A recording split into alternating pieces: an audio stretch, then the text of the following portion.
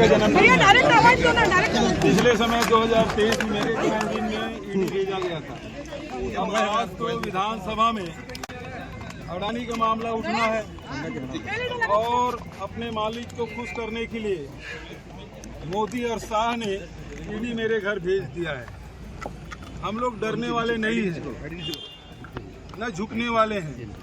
ये कितना भी ताकत लगा ले, भूपेश बघेल न टूटेगा न झुकेगा। लड़ाई लड़ेंगे, ये सत्य की लड़ाई है।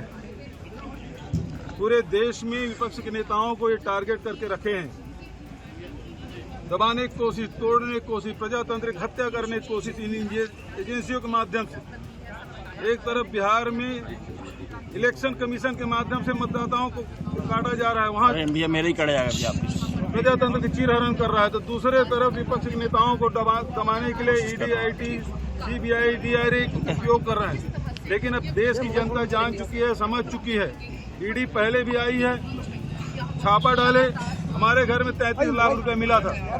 उसके बाद अचानक आज फिर आए हैं। इसका मतलब क्या है? हम लोग एजेंसी को पूरा सहयोग करेंगे।